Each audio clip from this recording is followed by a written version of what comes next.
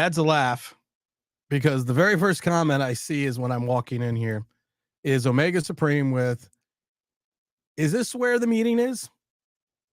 My name is Omega, and I'm a New York Giants fan." It's almost like that's what you have to do nowadays. You almost have to preface the fact that you are a New York Giants fan. We really do need an AA type meeting for this team. I'm actually embarrassed to say that I do. Even Tom is embarrassed to say. We need something. We've said it before. This town needs an enema. And is that enema getting rid of Joe Shane? Is this enema getting rid of Brian Dable? Is the enema having Mara sell the team? I don't know. But you have to you have to have hope. And I always love Zach Tech because he's got the hopium. And the hopium is the fact that, you know what, at the end of the day, we got to get some wins. And I'm thinking that win has to be this Sunday. I think it's got to be against the Washington team. Why? Because why the hell not? Because if we don't win this Sunday, we may go 7 games without sniffing a win. Because we have a schedule that's not conducive to us. We're on the road. We're playing some good teams. And when I look at the Commanders and I see what they can do, and I kind of run through their roster, it on paper, you should be able to take advantage of some of their deficiencies on defense. On offense, if Jaden Daniels can put anything together, get any type of rhythm. You got Brian Robinson Jr. You still got Austin Eckler. You got what's his name? You got McLaurin. I like Luke McCaffrey too. So I mean, they have some firepower on the offense that you're gonna need to worry about a little bit. But this should be, if you are any type of team, this should be a winnable game. And the problem is this: we look at this from a perspective is this a winnable game? Mike Lee says, let's see how DJ does against his usual punching bag. But realistically, don't see much happening, but hope so. That about sums it up. Mike Lee, we're going to go for 2 for 2 for Mike. Need to get a running game going, and the Ghost Twins actually have to show up. That's the problem. You have to show up. We didn't show up week 1 last year. We didn't show up week 1 this year. And it's more detrimental to this organization that the fact that we always have to hear, well, you know, we need like 4 or 5 weeks before we know what this team is. That's what fucking preseason's for. Last time I checked. You're supposed to get your team ready in preseason. I know Dable and Shane like to use the first 4 weeks of the season as preseason, but you have to get your team ready. They weren't ready to play on Sunday again. It wasn't a 40-point blowout loss like in Dallas, but this was just as bad. And now you're going to go against a Commanders team that has you figured Darnold, Daniels. You're like looking at that going, okay, maybe 2-0. I had us 1-1, maybe 2-0. That's possible. But then you look at it again, you're like, well, Daniels has got some wheels. And I've been looking at the tape, and I've been thinking about how the Commanders can attack this Giant team. And when I thought about it and I looked at it, I was like, well, shit, there are some things that you can do that is just that they can take advantage of quite easily on this Giant team. And we're going to get into that, but we're not going to get into that just yet because I want to get through some of the chat. Mike Lee says, guess the Deadskins will repeat what the Vikings just did. No, this is the funny thing. I think the game plan for the Washington team is going to be different. And it's going to be different in a couple regards. It's going to be similar, but it's going to be different. And we're going to talk about that. Hey, Matthew, what's up, Tim and OBB family? Drop it in to say, what's up? Mike, Matthew, what else? So got to get to going to work late tonight. Well, it's still early. So you're all good. Patrick says, let's go. Hey, Tim, let's go. We got big old Frank 87 in. Hey, Tim, what's going on? Omega Supreme says, hey, Matthew. Hey, Patrick. Hey, Frank. Well, everybody, welcome. Kevin likes, how about Brian Burns? Peace, Tim. What's going on? What's on, Kevin? That is one of those. I have to make that into a sound effect because so many people like that sound, like that. and I always forget about it. And I really do have to make that into some kind of sound effect. The what about Brian Burns sound effect. Mr. Jackson says, "What's up, Tim? Did you get the DM I sent you, I believe, yesterday about stopping the GM from drafting a quarterback?" Yes, I did. And I think I responded to you as well. I'm almost positive I did. But we're going to talk about that later too. Omega Supreme says they think the answer for Gunnar was to bring in a 5th round pick. Of course. At the hell was disadvantage, the discount. Mr. Rogers comes in. What's up, Tim? We got D Coop saying, glad to tune in for a live for stream for once. Maybe we'll get a quarterback someday, fellas. I don't know. I'm beginning to think that this is Bill Murray and Groundhog Day. We keep going over and over again the same stuff, and we keep this, we keep just thinking something different is going to happen, and nothing different ever happens. Boy, that escalated quickly.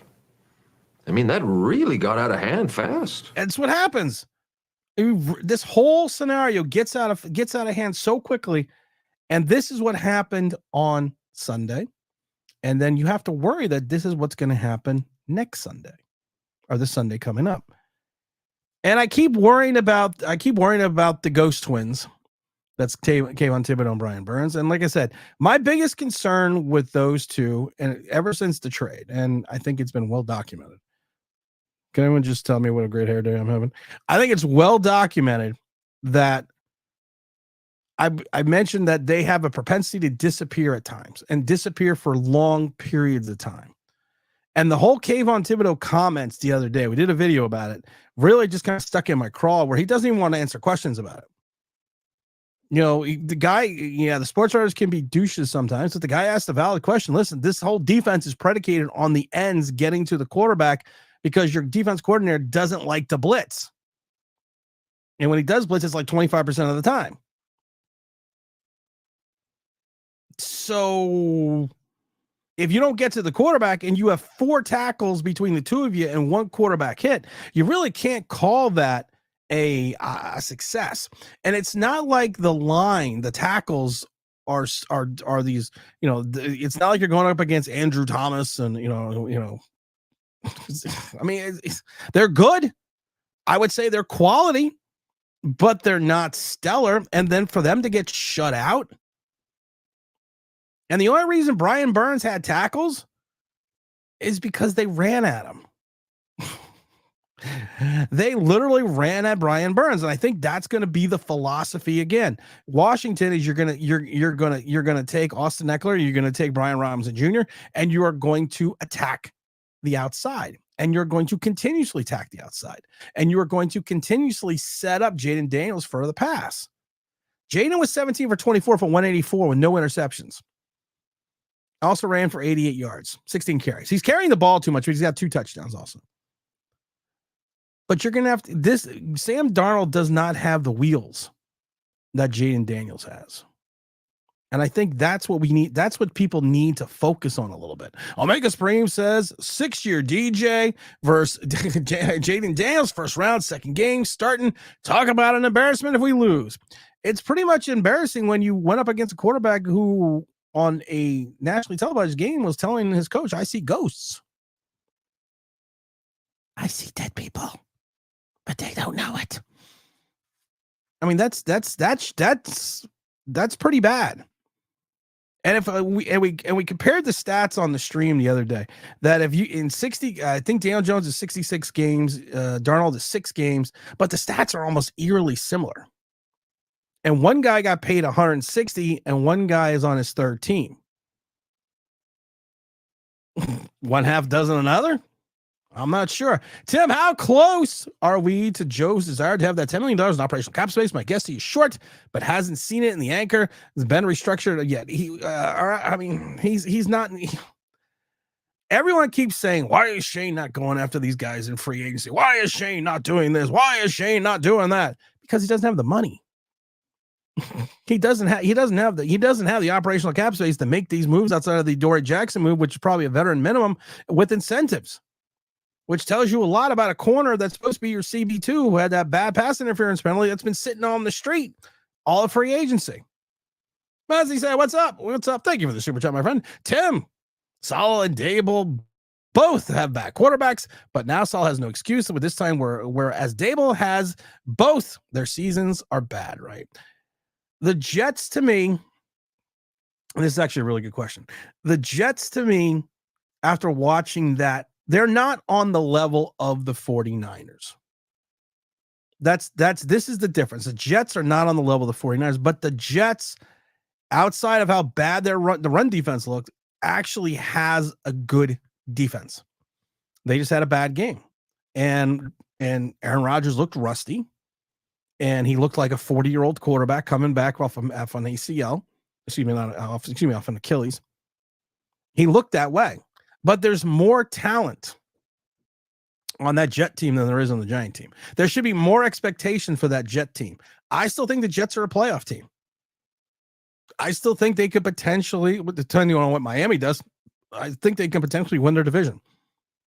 While we panicked greatly with the Giants' loss to Minnesota, I don't think you panic as much with the Jets' loss at away at the 49ers.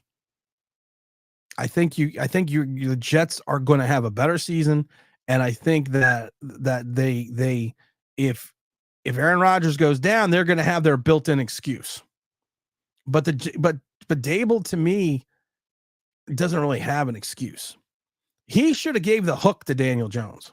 We've talked about this before. He should have given him the hook.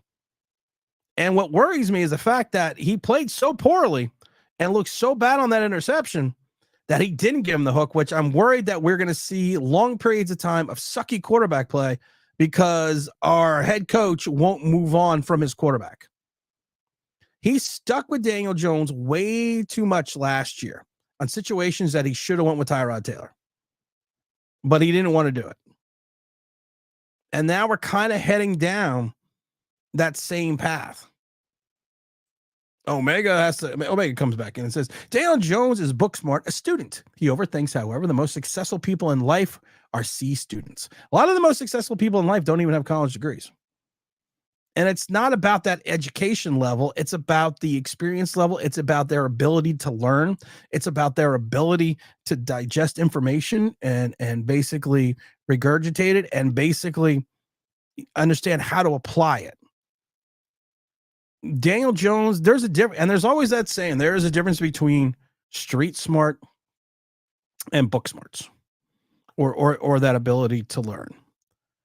I have a college degree, but would I really consider myself book smarts in some regards? No, I consider myself more street smart because that's kind of that's where I was.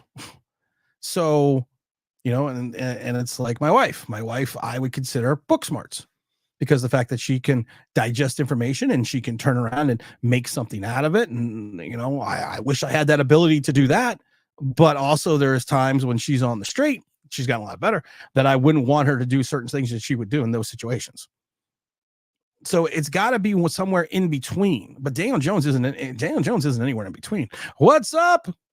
USO getting cooked by Jaden Daniels by the running game and throwing ability. What quarterbacks are you interested in the 2025 draft, Tim?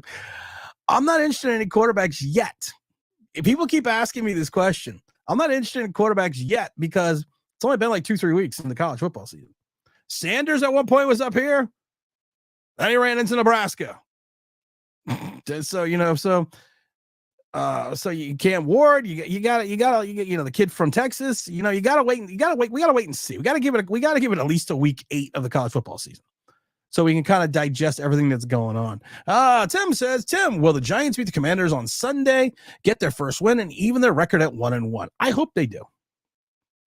I truly hope they do, and I truly hope people are hitting the like button as well, because that's what you're supposed to do, and I'm supposed to tell people, don't forget to hit the like and all that fun stuff.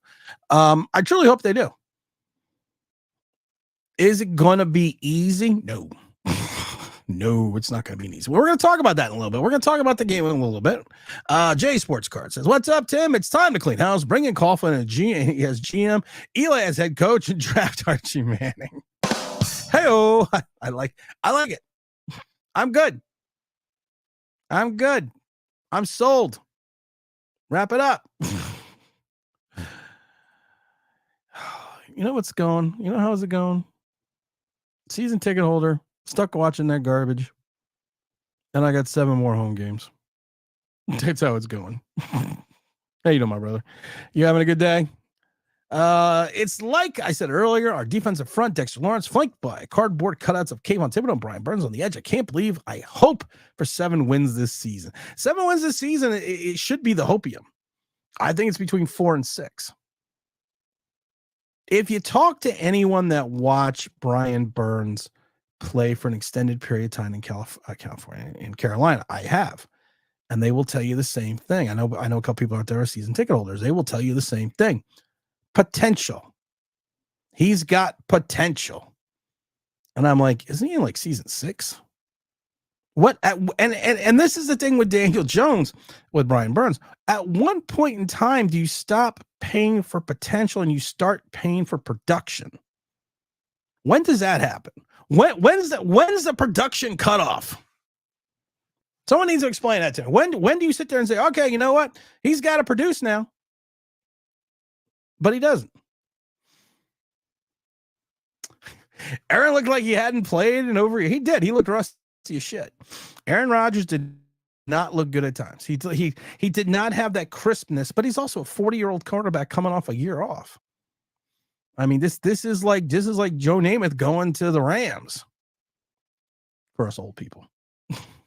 This is like Peyton Manning's last Super Bowl season with Denver. Timothy, I wish we were like the 49ers organizations, the way they just plug in players and able to come out without a win, without their star running back. And evidently they knew that because the backup running back let the beans out of the bag when he said he knew on Friday he was starting. They tried to tell the league they didn't know until Monday night that he was starting. Joey, what's up? What's up, Tim? I'm glad I get to listen to your channel. Everyone else is crazy. I honestly haven't listened to anyone else. I have not listened to anyone else whatsoever, to be honest. And I always tell people I don't listen to people because it does kind of cloud your judgment a little bit. And I just can't deal with generalized stupidity. Because now the pendulum but you know what the good thing is, I have my sources. James Williams, Zach Tack, Big L, T-Brad, everyone, and I got a lot of people on Twitter. Everyone sends me stuff from other people. And I love it because of the fact that I don't have to watch everything. They just send me like the clip, or they tell me it's a timestamp. And honestly, I usually don't even watch it. But it's one of those things that it would drive me crazy if I had to listen to other people. Hell, half the time I don't like listening to myself. I think I had the best comment today in the comment section when someone was like, Tim, you're being too nice. I was like, I've never been fucking accused of that. I've never been accused of being too nice. He goes, you're usually spot on, but you're being too nice about this. So maybe I have to stop being so nice. J Sports Card says, or maybe it's Mara forcing Jones on Dable. I don't think so, because I think Hard Knocks, if anything, gave us a little bit more of a peek that if the owner really wanted Saquon Barkley back, and he seemed he did, he would have brought him back. Do you think the Giants should try to draft Sanders? I don't know if Deion's going to let him come here, to be honest. They've already talked about basically pulling an Eli Manning and how he doesn't want to come. I mean, it's funny. 2004 San Diego Chargers were a shit show of an organization. Now in 2024, it's the Giants. Cam Ward, I like Cam Ward. I think there's lots to like there, but like I said, let's get into the season a little bit. Tim, at least your hair looks good, unlike the other doofuses, Dave. Roy says, as a Navy veteran, 1996 to 2003, never forget 9/11. Peace from Indian Land, South Carolina. Yeah, I've talked about it briefly, and I don't really like getting into it. I was, when all that happened, I was on William and Pearl. So that's scenario I don't really like talking about. But let's see here. Mike Lee says, Tim, hot time, Tim. What if Dable is coaching his way out of New York by keeping Jones in until he gets hurt? He may have to sit a year before he gets the next job. If he does that, then that screws the cap because of the injury clause. I think Dable is one of these guys that it's not that he can't be wrong, but if he does something and it just doesn't work out, he kind of just keeps doing it until he thinks he can get it to work. And I think that's what's going on with Daniel Jones, because Daniel Jones should have been benched. After that interception, there should have been a quick hook. And you could have gone by, well, we didn't want, you could have gone after the press, during the press conference, you could have gone with, we really didn't want the scenario to be him getting hurt. He just came back. The game was pretty much out of hand at that point in time. And we really just kind of thought maybe, we should go a different direction and see what we had in Drew Lock and give Daniel the time to recuperate and rest and keep his mind ready and get that full mindset for Washington. Hello. Alejandro. Tim, what's up? Everything's going good. What's up, Mr. Sports Highlights? Yo, what do we got here? I also think Dable will leave DJ out there for despite because the organization refused to draft a quarterback. Oh, he might. It looks like Dable could be a little bit vindictive, but then he's screwing himself over because if you have another poor season with the New York Giants, if things go as horribly wrong as they did last year, or worse, you're not getting a head coaching job right away. You might have to go into college to get a head coaching job if you want one, but you're probably going to go back to being a coordinator. And I don't know if Dable's ready to take that stop. Mike Lee says, year 10 of Daniel Jones. Flores was out to prove a point because he interviewed with the Giants and it became a mess. Yeah, the whole interview thing with Flores really did become a shit show, didn't it? And then to the fact that Flores is still suing the Giants. It's still in, I think, the Ninth Circuit Court or wherever it is, but he's still suing the Giants. But it's funny because Flores is a good defensive coordinator. He was good at points as a head coach, but his players didn't like him in Miami. It's kind of the Mark Jackson scenario in Golden State, I should say, that rephrase that. The players loved Mark Jackson with the Warriors, but ownership didn't. And they got rid of him and brought in Steve Kerr, even though Mark Jackson should actually be credited with building the Golden State Warriors.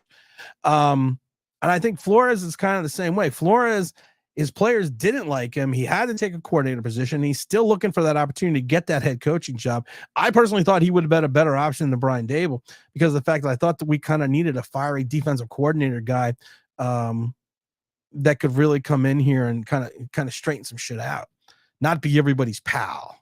Not be everybody's buddy. Come in and just take over. Since Sanders folded against Nebraska, we really only down to two good quarterbacks, Dart and Ward. Like I said, I gotta wait and see. I need at least 8 games with these guys. Because you got what's his name? You had McCord, Colin McCord in Syracuse, who had a great game. So is he supposed to jump up the charts now? And I'm not MK5. I'm not saying anything about you, but I'm just saying we just got to kind of wait and see. Mr. Bruce, what's up? Thoughts if we sign Tannehill? We're not signing Ryan Tannehill. Ryan Tannehill came out a couple weeks back because people asked him, why are you still a free agent? And he basically said, I've been in this league for 12 years. I'm at this point in my career that if I come out, I come back, it's going to be for the right situation. Now, the Green Bay situation would have been the right situation, but from the reports, Green Bay didn't call Tannehill because they're going to go with Malik. That's great. I find your Draft, baby. I find what is wrong with It's Daniel Gentlemen. Yeah. What's your assignment? I'm not superstitious. Hear ye? Inside. I find your That's great. I can't find the Malik Willis sound effects. Great, man. Now what the fuck are we supposed to do? We're some real pretty shit now, man. I was going to bring the boom with Malik Willis, but I didn't have the sound effect ready because I took it off the board. But Tannehill to me looks like he's not going to come and he's not going to come to the Giants to take a beating at the end of his career. He's really not. Someone asked me, I was talking to Big L about Malik Willis today. And I'm going to talk about this real quickly. And this to me, this is Malik's shot. And I've said this before, if he does not prove over the next 3 weeks that he can be the starting quarterback with this team and this offensive line in Green Bay and the running game and the wide receivers and the defense and the coaching staffs, then he's never going to succeed in the league. So we got our fingers crossed that Malik plays well this Sunday. History really does repeat itself. I'm watching Dave Brown all over again. Yeah, people forget Dave Brown had a winning season. Didn't make the playoffs, but he was 9-6. I know there's 16 games back then, but he didn't play one game. He got benched 1 game. But he was 9-6, Dave Brown. I don't want to watch Dave Brown again. Omega says, I was watching a conversation sports commentators were having, giving players out of the draft and their teams. I laugh. That would be a mess. That would be a mess. MK5 says, I think this game is, if he pulls that shit again, Jones will be benched this time around. I don't know. I don't know. I really don't know. There's a quarterback in college now that Mara is liking. His name is Milai Lemming. Hello. Tibbs will probably get 2 to 3 sacks this week and then disappear for a couple of weeks. Shaking my head 5th overall. Like he said, Shane said it in that interview. You know, everyone says I'm a genius right now, but how do you screw up 5 and 7? Well, you did a fucking good job. You did okay. I don't think Kayvon's a bust. And I keep saying this. I don't think Kayvon's a bust at all. I just think he's not the player that we thought he was going to be coming out of college. I admitted it. I said it. There was a lot of rumblings coming out of Oregon that he took plays off, that he took series off, that he took games off, that he dogged it. And I laugh because I think about it and I was like, well, I didn't see all his games, but I don't remember a lot of his games where he was taking these all, he was doing this, and I was kind of curious about that. And I went back and looked at games and, at Oregon, and I really can't find a lot of games that he looked like he wasn't putting out an effort, but you could see it, that he's just not there sometimes. And it's not like he's ever gotten blocked by a quarterback. I mean, if that would just be silly that that your number 5 overall pick that was in the league for 2 years at 11 sacks got his ass blocked by a 4'11" quarterback. That would never happen. Just throwing that out there. Let's see. No, I'm not drafting Quinn. I would like to draft Quinn because I like just saying the mighty Quinn. What with the money? We don't have any money. We don't. People don't get that. A lot of fans wanted Kirk's head gone, so it might roll to New York. No, Kirk Cousins is not coming to New York. Kirk Cousins is another guy coming off an injury, got a bad game, and that's why they went out and got Penix. If Tibbs is the new king of the almost sack, no, because at least king of the almost sack got pressures. And he hit the quarterback. Hear ye, come one. Wrong button. Damn, I'm having a rough day. King of the almost sack. We'll have to come up with something for Kayvon. Well, we do have something for Kayvon. We do have the Cave. We have two Kayvon sound effects. One, of course, is from both of them are actually from the Venerable James Williams, because James is always called Kayvon Casper, and I love because he always disappears. And I love it because it makes me smile that I see a lot of people saying that Kayvon's like a ghost. Hey kids, look over there. Who is it? It's Kayvon, the friendly pass rusher. Oh no, now he's gone. So that actually was created for James on his birthday. But then I also had, because this was another one for Kayvon on Sunday.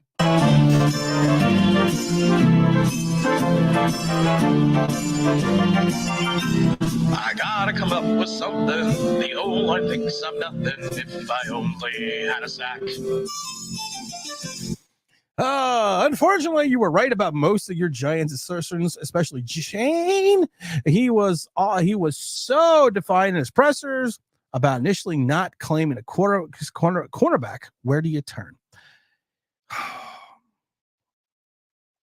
I take no glee, Giants clown, in being right. I take no glee in that, because of the fact that it's not about being right. It's about the fact that like going back to what I said before, I would probably refer to as what, like I said, I would say my forte is usually reading the room and knowing and seeing people and saying, okay, that guy's full of shit, that guy's not, we'll do this. And so I have a good ability to read people, and reading Joe Shane was easy. It wasn't that difficult at all. I wouldn't even call that. Tibbs does have an almost sack. Mr. Sanders says, honestly, can you tell Dable is sick of Jones? I think we're all sick of Jones. I think we're all sick of Jones right now. I think we just kind of reached this point where it's kind of, hey, James is in the chat. James, what are you doing? You working? I'm going to put the thing in the thing, James, and I'm putting the link in the doohickey. And if you're on and around, come on in, James, because I miss you. Oh my God. If I only had a sack. Let's see here. I'm praying whoever's our GM next offseason can reach one of these 2025 quarterbacks, especially considering how the following two classes look. That's the other thing. This was a class to get a quarterback. This was 2004. This was 83. This was a quarterback class. And we didn't even take one in the 6th round. We didn't even take a flyer. We didn't even sniff Joe Milton. That's what she said. We didn't even take a flyer. Hell, I would even have taken a flyer on Spencer Rattler. Not really. But I would have if it was like a late round pick. I would have done that. I would have done that easily. All right, guys, the question of the day. Ninja or Instapot? Let the viewers pick. Mrs. Online Big Blue, who never comes on camera, yes, she really does exist, wants to know what our air fryer crapped out. So we have a choice between a Ninja air fryer or an Instapot. We got a real expensive air fryer and it just didn't work. So if you have an air fryer preference for the 144 people that are around here, please let me know. For the 986 and the whatever the hell that thing is called with the YouTube and the whatever in the Twitter sphere, let me know. And that's the point, Gabriel. You're right. You have to look at this from a perspective of what's coming down the pike. And it doesn't mean where you're drafting next year or in 2026, you're going to be in position to get a quarterback. And we don't even have a Malik Willis. That's what kills me. We don't even have one. Everyone said, all right, we're getting ninjas here. Right now, everyone's going with the ninja. And just for the Zach attack, there's the ninja. And for those that are asking, no, the ninja did not break the air fryer like the laptop. Yeah, I had my sticky putty. I don't know where it went. I had my tacky putty. I put the ninja back up. But looks like we're getting. Looks like it's the ninja. We're doing a poll. It's a ninja. It's a ninja. So that's the question for people that are just coming in. We're taking a poll right here because we do very serious things here on this show. Just so people know, our air fryer broke, and right now we're deciding between an Instapot and a Ninja. So if you have any personal preferences, oh wait, we have another message coming in from Mrs. Online Big Blue. Ninja it is. If it sucks, I'm gonna blame Mike Lee. That's what she said. I already foresee the future. We're gonna draft Dart, and since he's from Ole Miss, whoever's gonna start the narrative that he's the next Eli. I hope not. Trent Williams or a pre-car wreck Eric Williams. Ooh, that's a good question though. If you're gonna go pre-car wreck, I gotta go Eric Williams. Mr. Smith says can't really harp on Burns when he is in coverage most of the snaps because of Bowen. But that's why it never made sense to get a guy that's actually not even good in coverage either. The only thing he can do is go after the quarterback. That's what I don't get. Hey guys, it's the friendly ghost. It's James. I'm waiting for you, James. Kayvon is Houdini. You know what? But at least Houdini had a trick. Kayvon's a one-trick pony. He doesn't do anything.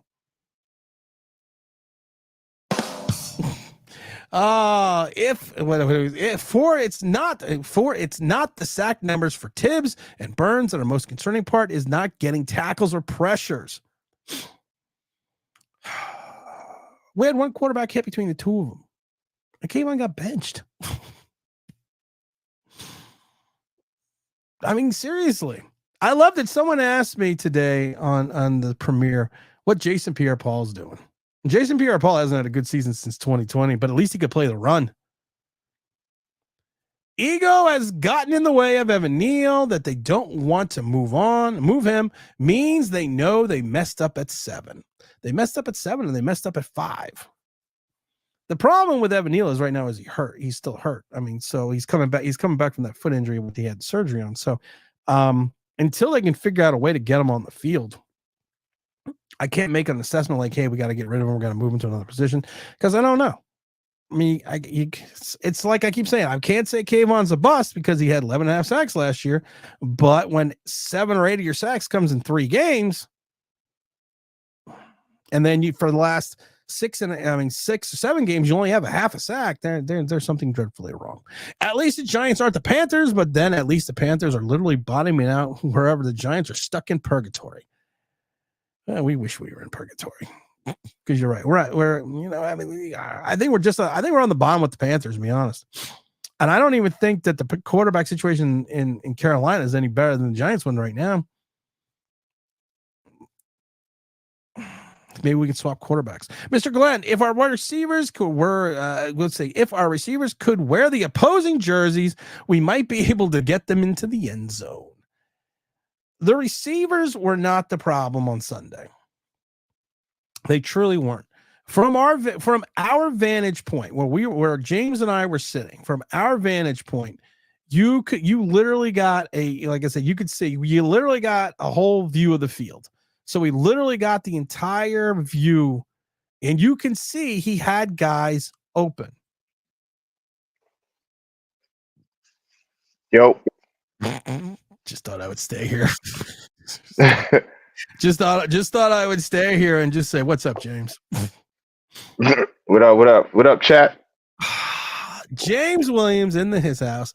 James, we were talking about how, in my opinion, the wide receiver from Mike Glenn, that the wide receivers weren't the problem on Sunday. There was a couple times even with Neighbors especially on that 125-yard pass, Jones threw the ball high. Didn't throw him in stride, didn't throw him, he literally went to a spot and he still threw it high. So, yeah. I mean, the receivers, to me, there was, and I know Carl Banks was like, at one point in time, he was like, well, no one can get open. And I was thinking to myself, I'm watching the game with you going, he's open right there. Wandell's open right there. Slayton's open right there. He's just not looking that way.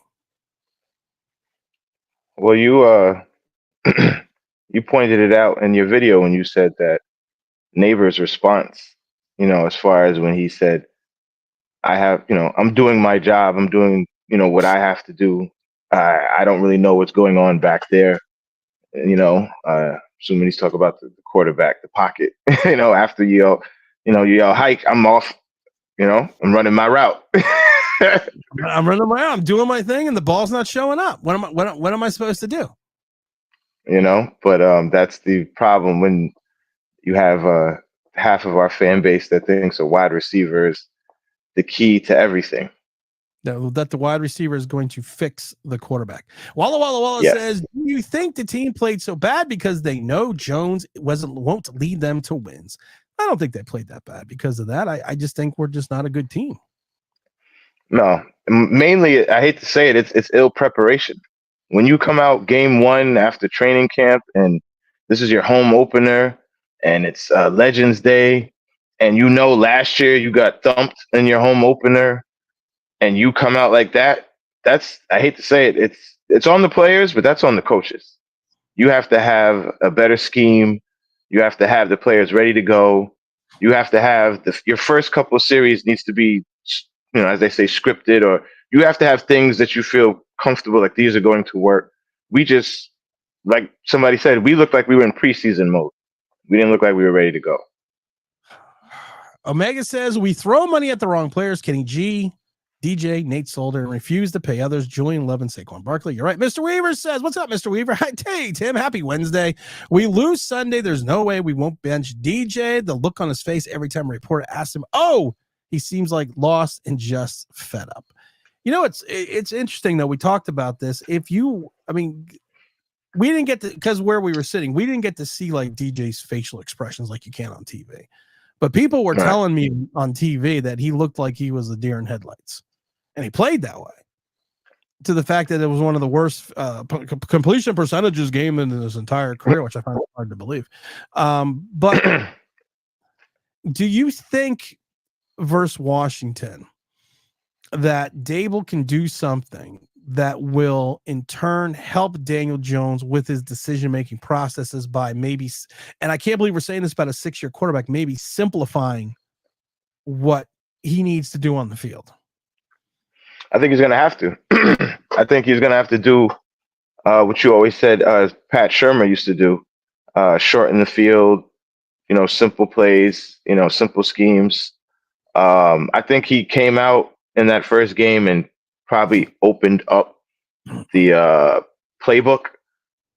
But obviously Jones has never been able to light it up, or we have a speedy athletic receiver, but Jones usually throws short passes. So that I don't know why people thought that the wide receiver was going to fix him, but to your point, no. Dabo's just going to shorten the field, simple plays. Dabo knows he's under fire. That whole I have to watch the tape was him. Just he didn't know what to say, and as annoying as it was, you have to understand that he knows Jones played horrible. He knows the guys didn't come out looking good. He knows the defense looked bad, and he got Wink out of here, and Shane and Bowen is here now, and there's a lot of things going on right now that are on him as well as the GM. So he's going to do his best to get Jones ready to play and shorten the field and make it easy for him. Sorry. There's literally enough blame to go around. There's enough blame to go around for everybody. Let's see here. I miss Jay Love, the Golden Domer. I miss Julian Love too. Joe's philosophy on constructing a team is it's a whole lot of hoping, wishing, and praying, and it'll all work out. Let's see here. We also got the we were doing the what kind of air fryer should we get? So we got Ninja. Chris, Mr. Sanders wants the in the pod. Joe Rev says I really think Daves is leaving Jones out to prove Mara that Jones is not the guy. You don't need to do that. You just have to watch. We got Ninja. Ninja. Let's see. We got Ninja. Do a poll. I don't like doing polls.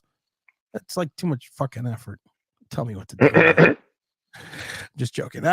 So we did buy the Ninja. Let's see. Your favorite New York Giant content creator because you tell it like it is and you don't sugarcoat it for our feelings. Well, Mr. C. Barkley, we all have feelings. Feelings, nothing more than feelings, but I just don't care. So I mean, I should rephrase that. I care about the people that understand not only the Giants but get football, that understand football. Because I think a lot of things with the problem is a lot of people that have channels don't understand football, and I think James and I have talked about it many times before. There are plenty of people out there that are experts that have never been on the field. It's like, well, how can you talk about something so prophetically and give your opinion on something all the time when you've literally never strapped it up and went out there and understand what it's like to hit? It's obviously we're not in the NFL, right? You're not in the NFL. I'm not, guys. In the chat, we're not in the league. We get it. We're not pros. Nobody on YouTube is a pro. As far as otherwise you wouldn't be doing what you're doing. But we all have eyes and ears. Most of us have watched the game for a long period of time. Most of us have played at some level somewhere, even in the street. Something to understand just competition, the wanting to win, certain things that are not even X's and O's. Like. You hear people like a big thing with the Jones thing for me is he doesn't look like he wants it. Like let's just talk like simple stuff. He doesn't look like he wants it. Like some guys when they're in the middle of turmoil or something, you'll see him in an interview and you could kind of see like now it's bothering them and they kind of you want to get out there a la Kobe or something. But with him, it's just. It's like, yeah, man, I'm here. I get it. Yeah, fans booed me as I was with my backpack going home from school. I know I didn't have a good day in the class. I'll do better next time. He just doesn't look like he wants it. That's where I am with him now. Like, forget the skill level. We know you don't have the skill, but you don't even look like you want to try. It's like, give me your lunch money. I'm done. I'm done. Here, take it. I don't want to fight anymore. You guys are just bullies. I think the funniest thing that you posted the other day was when people were yelling at Daniel Jones and you posted that Daniel Jones is walking there with his little book bag behind him. I thought that was But that's what it was. That's what it looked like. It's like it looked like he was coming out of school with his little book bag. You're right. If you watch the video, that's what it looked like. He had his hands in his pants. He's walking out. He's kind of he had the book bag on, and he's just kind of trying to walk. Like it's almost like when school security were like, "It's okay, just get to the bus. Get to the bus. Get to the bus. Don't ignore it." You know. And it's like this is a grown man. He's a quarterback. You have to be a when they say leader of men, just because you're in the lead position doesn't mean you're a leader. The quarterback is supposed to be the leader, but he's not a leader. He's not leading anything. He can't even lead himself. It's like it's I feel I'm starting to actually feel I'm the biggest hater out there. But I'm actually starting to feel bad because he's in a spot he shouldn't be. You keep putting him out there.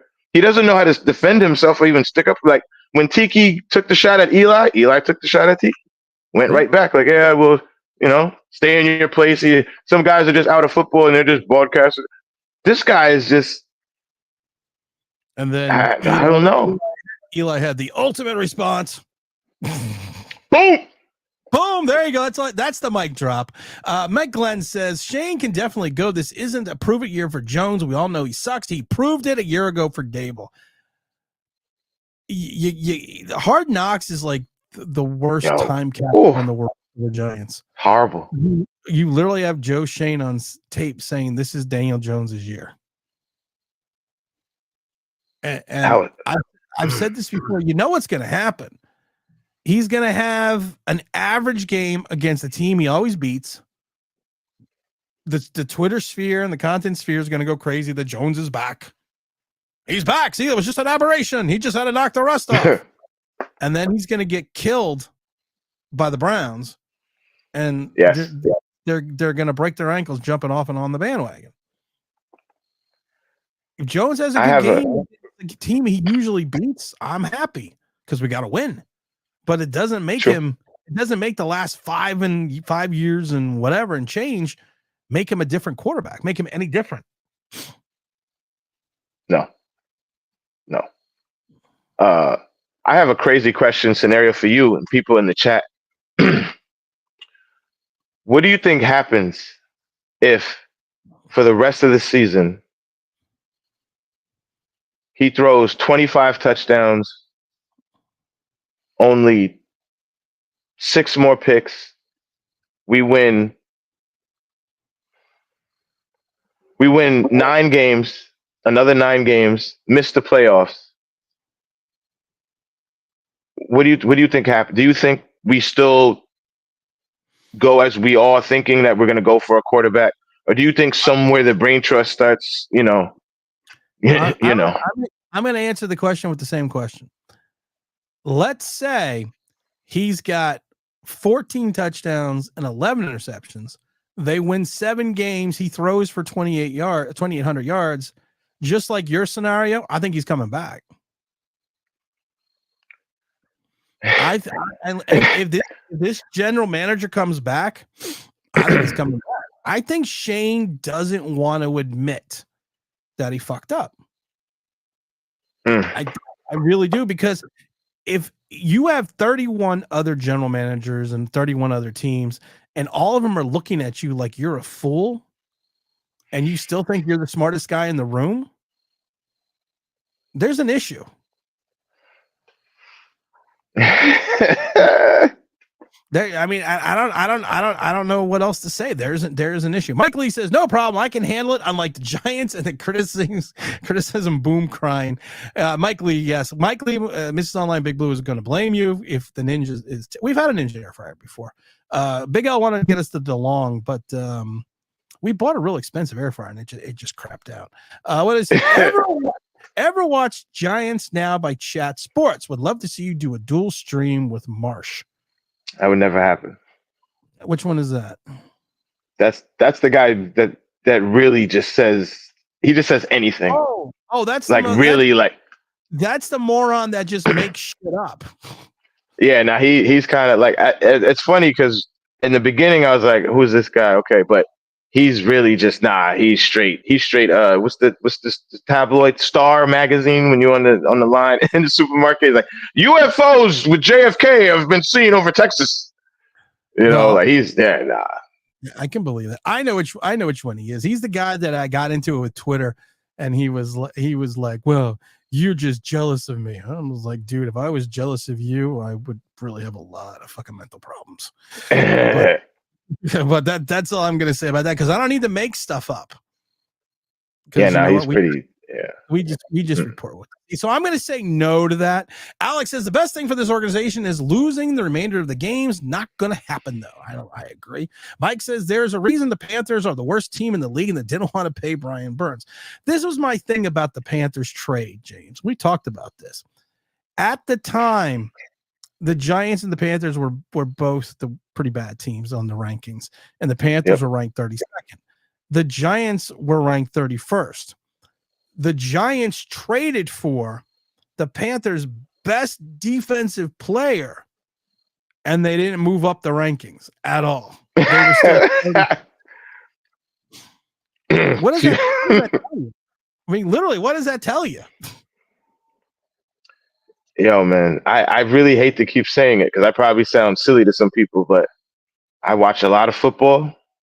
I've watched a lot of football. When we did the trade, I was like, okay, but I don't know who this guy is. I really, not to be disrespectful, but I don't know who he is.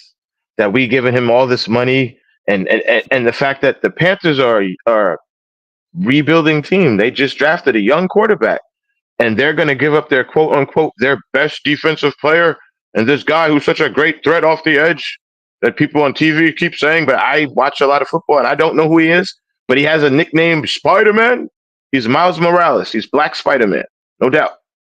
But I watched the first game, and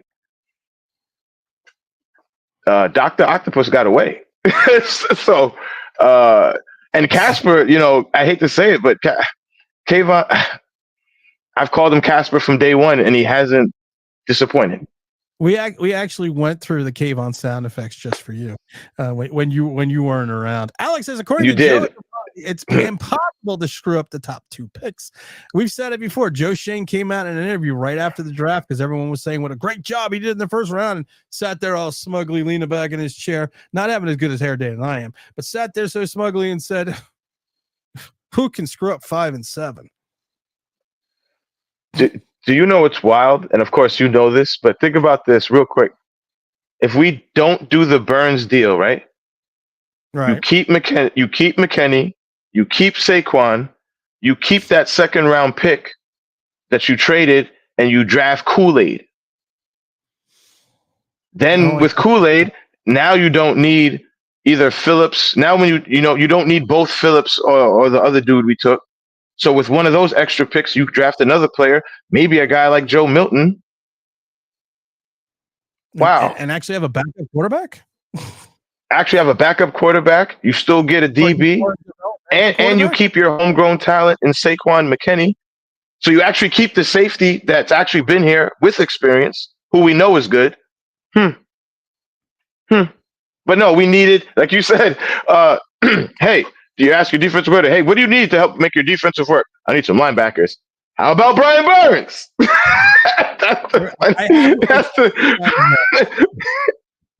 Hard Knocks made us look so bad. Bad. It did not make us look good. Mr. Sanders, so bad. Going to be a barn burner in Germany. All I'm going to say, Panthers Giants is their punishment for World War I and II. Plain and simple. That's why they're playing in Germany. That's Germany's punishment. If the NFL hopes to further the game of football by showing the Giants and Panthers, no, that's not going to work. No, that's not a highlight. Mike Lee says at least the Panthers are still on the rookie deal for Young. I like the anchor we have around our neck. Let's see. It's never the receiver's issue. It's a quarterback issue. That's the thing. We were watching this game, and literally, like I said, I'm not sure what Carl Banks was watching, because I'm watching it and I'm like, he's open. This is something that I'm going to teach Daniel Jones right now, because maybe he doesn't know this, because I learned this at the chiropractor. You could turn your head. It's okay. You can look to the left. You can look to the right. You don't have to look just one way. You can turn your head around. And you know what you could even do? Even if you move your head to the right and move it to the left, you can move it back to the right again. Your eyes go with you. So if I'm looking at the right, I can see to the right. If I'm looking to the left, I can see to the left. Maybe he doesn't know that. Maybe he's book smart. Just throwing that out there. Yeah, you know what kills me about that whole thing? And I keep telling my boy, how do we know he's really smart? If somebody tells you the same thing for 2 years, right? You just keep hearing it. This guy's really smart. He's really smart. And you're still learning about it. You're like, okay, maybe he is. But we're in year 6. That means you didn't graduated college or high school. Like, now you didn't got left back. You got left back a couple of times. Did some summer school, night school. Like, okay, buddy. Like, how do we know this guy is really smart? But if he's in year 6, wouldn't he also potentially be in graduate school? If he didn't get left back. Couldn't go in for his As I said, his masters. He wishes. He could be going for Pimp Name Slickback. What's going on, brother? I haven't seen you in a while. Thank you for the super chat. Tim, it's year 6 of the red stripe quarterback. Also, my concern, we are in year 3 of Joe Shane, and only 2 franchise cornerstones are Gettleman guys.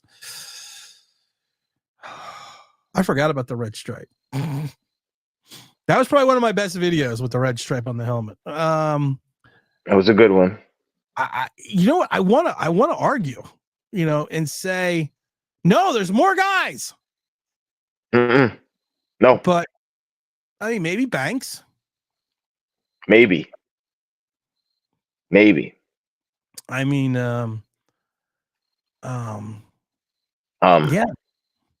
And it's trade wise. Listen, I've said this before over and over again. I have no problem with Bobby Okereke. I think Bobby Okereke is a good player. I think he is a starter, maybe not on a top 10 team or a top 6 team, but I do think he would contribute, but he probably wouldn't start. He is the right guy for the Giants. We overpaid for, if you take a look at the market last year, and especially what the Bears did, we overpaid for an off the ball linebacker who is going to be on the wrong side of 30 when this team is good, or if this team ever gets good. And I've said it in the video today, Bobby Okereke is a luxury on a good team. He's a need and a necessity on this team because we have nobody else, but that doesn't make him a cornerstone player. No. I've said it before. Even on a bad basketball team, somebody's got to make the shots. Somebody's got to score. Someone's got to score. Just because you put up 23 a game on a team that's averaging 17 wins doesn't mean you're going to go on the 86 Celtics and be a starter and do the same thing. No, more likely you're going to be the 12th man on the bench. And I'm not saying that about Bobby Okereke, but a lot of people point to him as that cornerstone player. If he's not going to be probably as good in 2 years and 3 years, why do we even have him besides the fact that we need a linebacker and he's the linebacker we could get because we overpaid? And we're lucky that he's actually been as good as he's been for us, because that, like you said, we overpaid, but he lucked into that because most of his moves are not really moves; they're whiffs. If you look at Buffalo the last 3 years since Shane has been here, and you look at their drafts compared to ours, or just even the first draft, the year that we took Casper and Evan Neal, on the can't miss, you know who Buffalo took? They took James Cook, Elam, a cornerback, and the wide receiver Shakir, who without Diggs there is going to get a bigger role. So just off that alone, and then just past, yes, we got Malik Neighbors with the top 10 pick. They got Keon Coleman in the first, 33rd pick of the second round. Pick, yeah. That's not horrible. Last year they got Coleman had the exact same amount of receptions and yards. It's if you look at the drafts since he's left Buffalo, it's not like they've fallen off. And again, I'm just going to point out, White Vic, aka Josh Allen, is my favorite player. Brandon Bean drafted White Vic, not Joe Shane. Brandon Bean, the guy who's still there. And we've already stipulated the fact that Joe Shane was locked in the bathroom during that draft. So it's like, you were in year 3, like you said, and some of these guys, we'll see. It's still early. We want to be negative ninnies. People like, he's so negative, so negative, so negative. So we'll see. But we're in year 3 of some of these guys, mainly Casper. Mr. Jackson, thank you for the super chat. I love this comment. Tim, it's year 6. Oh, no, we already got that one. I got this is the other one. How do you pay $140 million and not pay for a person to fix your problems? He's probably paying for Kay Adams dates. Oh my God. I don't get the whole Kay Adams things. I didn't even know about that until I think it was someone explained it. He has such a non-personality that we have to make up things for him to make him interesting. He's like an AI quarterback. It's like it's he has a girlfriend, Kay Adams. Look at her. That's Daniel Jones' girlfriend. It's like, what? I don't even what? This is a great question though. Not really a question, it was a statement, but I'm going to make it into a question. You pay somebody $160 million. You give him a $160 million contract. So, and to the point, Mr. Jackson's point, you're not fixing him, but at $160 million, don't you think that player should be a finished product? He should be able to carry your team at times when the team is falling apart. That's why you pay a quarterback. That's what a franchise quarterback is supposed to be and do. I thought that too. But to Mr. Jackson's point, I mean, you're not making them any better. But if you're paying someone an exorbitant amount of money, shouldn't they already be good? Well, correct me if I'm wrong. No, but this is another crazy. Correct me if I'm wrong, but when we drafted him, especially with the whole, well, he's been to Manning camp, and he's worked under Cutcliffe, and Cutcliffe knows quarterbacks, and this guy, he's at Duke, and he's smart, and he's poised, and he's polished, and he's pretty. He'll be ready to go in a year. So 6 years, really 7 years from there, he needs the best offensive line, a weapon, another weapon, and he doesn't need a top running back because I'm not paying. It's honestly madness, brother. I'm losing. It's to the point. It's mad. My quarterback hand up to a $12 million running back. Fiendish Fantasy Production. Thank you for the super chat. Fire Shane and let Brandon Brown have a shot. You wish. If he could bring some Philly mojo, and honestly, like I said, we're only seeing a snapshot of what's going on with the Giants. He seems to have more of a pulse at times than Joe Shane did. And honestly, I laugh because if you watch the body language, especially when Joe Shane is talking, Brian Brown kind of shrinks a little bit. Brandon Brown, excuse me, kind of like the fact that he knows that Shane is not going to take what he is saying to heart, or because I kind of think Joe Shane is this guy. We've said it before. I need a linebacker. How about Brian Burns? I need an offensive lineman. How about Brian Burns? He gets something stuck in his head, and it doesn't matter what anyone else says. It's just that he's not gonna take the advice of the people around him that he brought in and hired him. No. And a very telling clip from Hard Knocks, to go to your point, is it was the two of them. They were like talking over the edge. I think they were at the combine, and they're talking about the attitude of players. I'm pretty sure they're talking about neighbors, and Brown's like, well, I'm not worried about the guy's attitude. Like we can deal with that. I kind of want the guy at that position to have some edge, have some attitude. Right. Name me a great player at that position who doesn't have an attitude or a little bit of edge to him.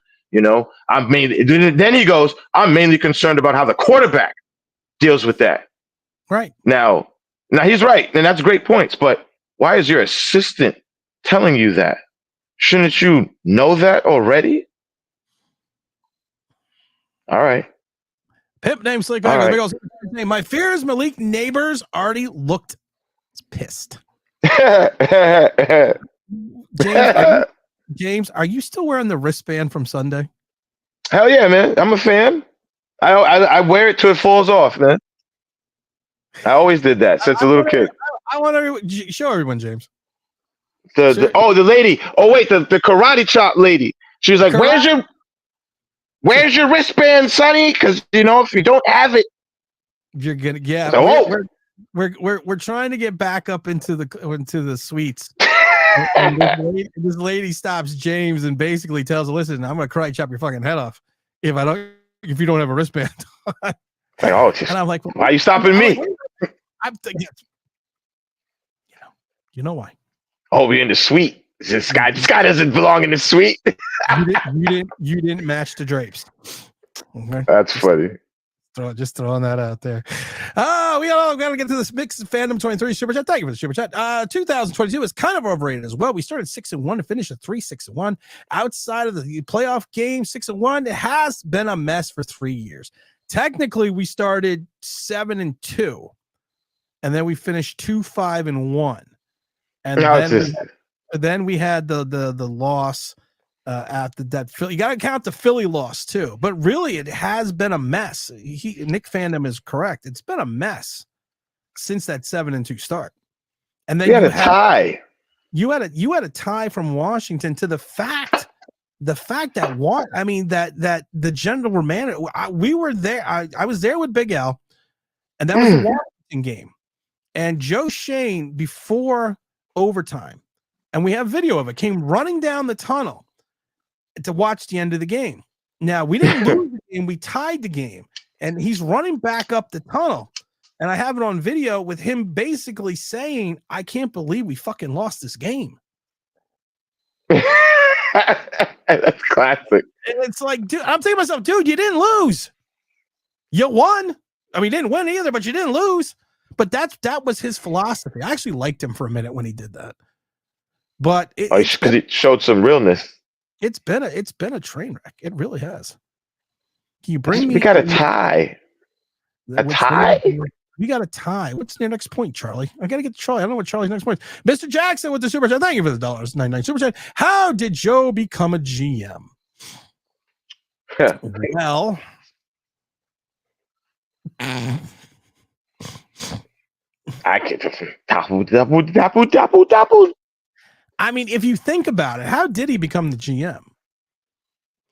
It was between him and Ryan Poles, or allegedly between him and Ryan Poles.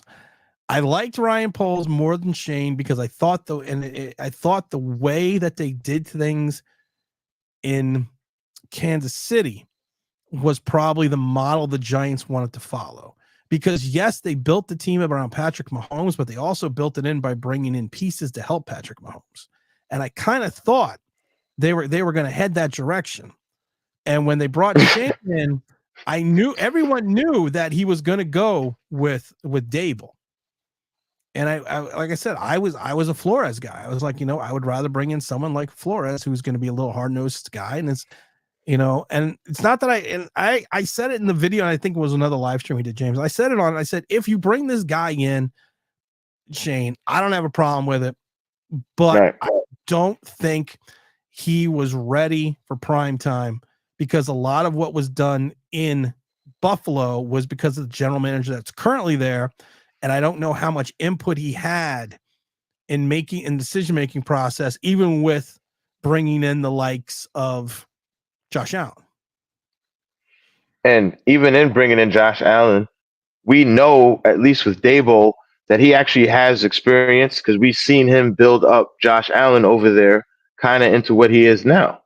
He actually developed that quarterback over there. Okay, so we knew Dable putting him in a head coaching position. We know that he knows offense. Okay. Right. With Joe Shane, again, when you're the assistant, like, yes, Brandon Brown here for us, he looks like he knows what he's doing. We saw that on Hard Knocks. With Joe Shane, you would hope under Brandon Beane that he would have learned something, but I don't know any of his credentials. And to your point, Ryan, why would we take why would we take Ryan, who's come from a championship organization over the last few years? Why would we look at that guy? Why wouldn't we go that way? Damien, I see your super chat there about how did Joe Shane write up the football ranks. I'm going to get to these other super chats first, and then I'm going to get to that one because I'm going to go through all of that. We got to get to Andrew. Oh, no, I got to get to. I forgot. We got to get to Fiendish Fantasy Productions. Thank you for the super chat, my friend. I'm from North Carolina. Duke is basketball, not football. No one lines up to watch football. Also, saying people don't draft their players in the top 5. Well, technically, we drafted him in the top 6. Yeah, he was just out the top 5. Didn't make it. we once did an assessment of Duke and of Duke football players, and there was not a long lineage of successful Duke football players. No. So let's see, Andrew, and especially not a quarterback. No, not a quarterback. Andrew with the super chat. Thank you for the super chat, my friend. I'm done with Shane. We need a quarterback who could have taken a shot in the 4th round with the Tulane kid or Radler. 3. You know what? This Andrew, this is what pisses me off as well. How many? So Joe Shane's been here 3 years now, right, James? Yes, sir. 3 years, 3 drafts, 3 full NFL drafts. Without Googling it, I'm going to ask you a question. Without Googling it, how many quarterbacks has Joe Shane drafted in the last 3 years in any round? In any round, that would be a 0. That'd be 0. You're right. You win. You win. Hey, kids, look over there. Who is it? It's Kayvon, the friendly pass rusher. Oh, no. Now he's gone. Just take one. I don't care if he doesn't make the team. Just take one. Try it. See if you like it. Maybe next year you take another one. You know, it's like broccoli. You know, why would we do that? You put cheese on broccoli. Broccoli's sometimes good, and sometimes you know it's good for you. You're right. I mean, just take a shot. Why would we do that? Because we're stupid. Marcus, thank you for the super chat. You guys are soldiers for getting season tickets. I can't stomach going to MetLife as long as number 8 is there. I saw the Seattle game last year live. We were there too. I was gonna say, well, first of all, brother Creed, my brother's the one with the season tickets. He looks out for poor guy like me. Brings me into the suites, rubbing shoulders with guys who like to talk about Taylor Swift. There's James at the Seattle game last year. But we were there too. Creed at the pick six game. I call that the pick 6.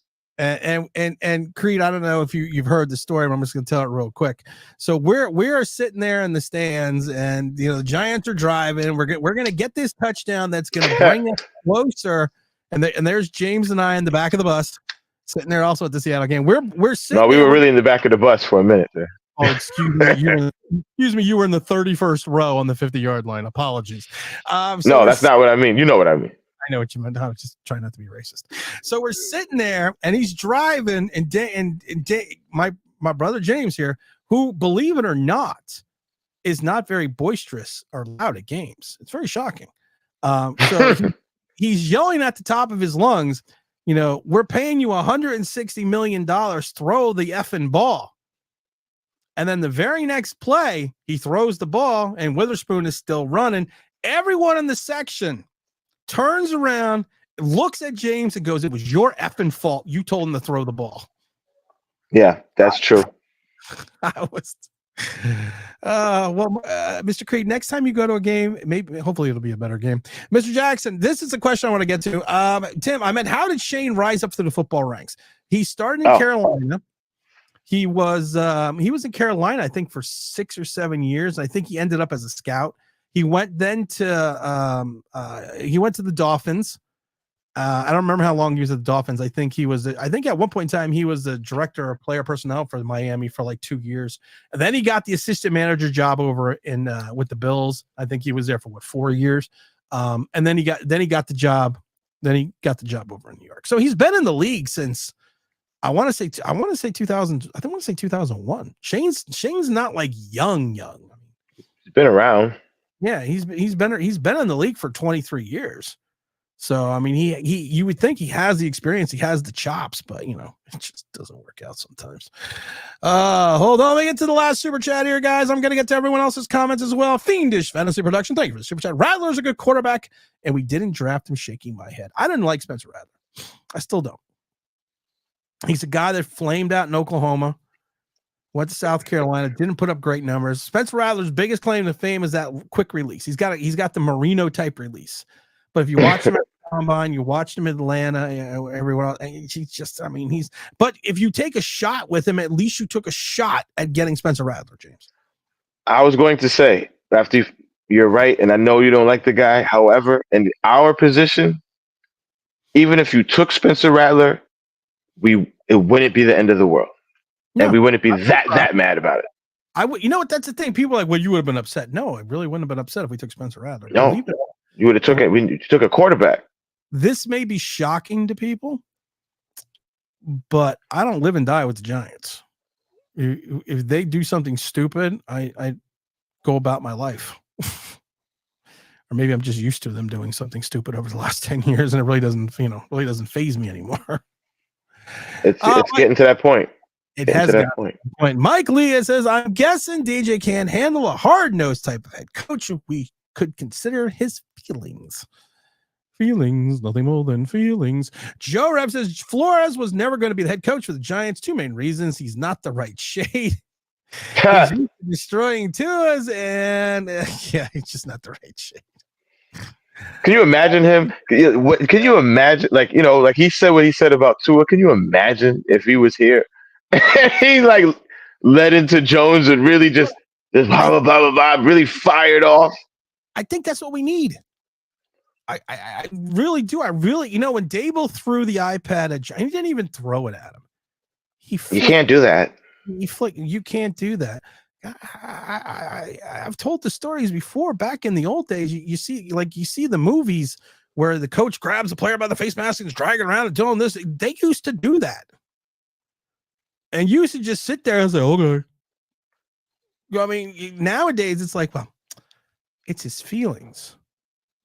Because we're not 100% sure of his pronouns, because it's his feelings. And we have to take those all into consideration. But we gave him $160 million. Does anyone ask me my feelings on them giving him $160 million? It's crazy. And what is it? Half of that guaranteed, right? 80-something millions guaranteed. Oh, man. That's nice. Plus his rookie deal. People talk about his feelings. It's like, listen, this guy, his kids, his grandkids, his family, his friends, his side girl is good. His family is good for life. He's good. He's good. He got to play quarterback in the NFL. He went to the playoffs. He won a play. He can forever tell that story. He got paid, and people are right. People are right, and it's feelings. We're talking about. I see people on the radio and TV. It's feeling well, the way they booed him was just, how dare you stand out there and boo this guy? Who do you think you are? This guy. He's out there trying. He's giving it his all, man. Huh? You know what I think is awesome? Like in Sixth Sense, they can see dead people. You could see people on the radio. Oh no, because they got they got what I mean, like on ESPN radio, they got the radio, but they show them on TV. Shut up, man. I'm buzzed, man. God. I see people on the radio. They don't even know they're on the radio. Yeah, I did say that. Mr. Jackson says James' face is killing me. The Tin Cup says the Giants win this Sunday. Before he had it, they win on Saturday. I was going to say, well, if they won on Saturday, I'd be really impressed. Did they beat Nebraska? Dream says, how y'all feel if we tie with the Commanders again? I might cry. Alejandro says that it's crazy because I want to take my kids to the game today, but she would ask me why they sucked the whole game. Because we are the New York Giants. That would not have been a good game. Philosophy Center says, I heard DJ said he's always been doubted, but he never gave anyone's anything to believe in. No. I mean, he is non-inspiring. If you looked up non-inspiring, you would see Daniel Jones with his book bag walking out of the other day. Non-inspiring. I'm late for language arts. I have to hurry up. Language. Like I gotta be there early. Gotta get the first period, man. Gotta get there. Yo, but I can't get a tardy, man. I can't get a tardy. Come on. Yeah, we're not allowed to get tardies in this house either. Oh my god. But Oh my god. didn't he still have a beard? No, he shaved it. That's why he sucks. No, he looks like he still has a beard. He looks No, like he shaved it. That's why he sucks. He lost his superpower. It was the beard. He was old man Logan. He shaved it. Now he just sucks. This season, my bad, Lo. We know what you're talking about. We're just, listen, I always tell people over and over again, if I don't make fun of you, that means I don't like you. So that's why I must love Rob and OGR. What do you think it's OGR, what up? I don't know where OGR is. I saw him in the chat. I thought he was in there for a little while ago. Yeah, but he's got stuff to do. He's got like a job and stuff. He's Lex Luthor. He's building some super laser or some crap. He's getting the super laser. Let's see here. Realistically, what will make John Mara cut Jones this offseason? Winning 2 games. I was gonna say, what do you think the threshold is? He's gonna have the million. He's gonna have the 22 million plus dead cap number next year. True. What we talked about it briefly. What is the threshold of just them just not bringing him back? Just saying, no, we're done. Is it? Wait, let me finish the question. Wait, let me finish. Oh, my fault. This is called a build-up, man. Oh. You're not a professional. Is the build-up? I mean, what's the threshold to cut him? Is it two-part question? What's the threshold to cut him? And if they bring in another, does it have to be with the Giants bringing in a new coach and a new general manager? Or do you think Dable and Shane would pull the ripcord? If they came back and they were like, if he had like a 4-win season, I think they would. I personally think a new regime would cut him immediately. But what do you think they would take Dable and Shane to do? Well, quick fact for people who don't know, I know you know. As much as we like Dable, if we decided to get rid of Shane, you got to get rid of Dable too. Because you can't bring in a new general manager with the same old coach because he's not going to keep him too long if he does it all. But anyway, like trying to remember someone else's quarterback that you didn't draft and then give him a contract for like $160 million on an average. Yeah. Why would you do that? That would be stupid. What moron would fucking do that? Probably not a guy who could screw up 5 and 7. But honestly, if we keep doing what we did at the game that you and I were at, if we just keep doing that, first of all, if we keep playing like that or anything close to that, you're only probably going to win about 4 games, like you said. We won't even make the 6, like we're both thinking. And if he plays the way he played, I mean, it would almost be a mandatory cut. Like it would be a mercy killing. It'd be like we got to take you. We have to do this. Like for the better of both parties, because you get him out of here because obviously the fans would just like we've already kind of turned on him. Yeah. To watch another 16 games of this or even another 12, 13 games of it. Like, are you kidding me? They'd be outside by his car with pitchforks and bonfires. Has anyone watched or read the book Old Yeller? Oh. That's what they need to do to Daniel Jones. It's mercy. It is, though. Like, Dad has got to get the shotgun and take Old Yeller out to the back of the barn. Hey, you did your best, old boy. You know what? You got the rabies. We got to put you down. Sure. Fantasy Production says, at least I got Buckeye football this season. Well, James is that's right.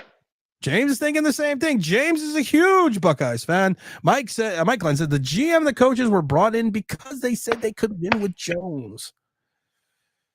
Well, they were sold a bill of fucking goods. Yeah, no, but I do believe that we are going to get rid of him at the end of this year because it's people can say, it's just the first game, and yeah, and it's early, and all that is true, but you are who you are. You are who you are. Fiendish said the 70s Giants don't look so bad anymore. It's funny. We have reached the level of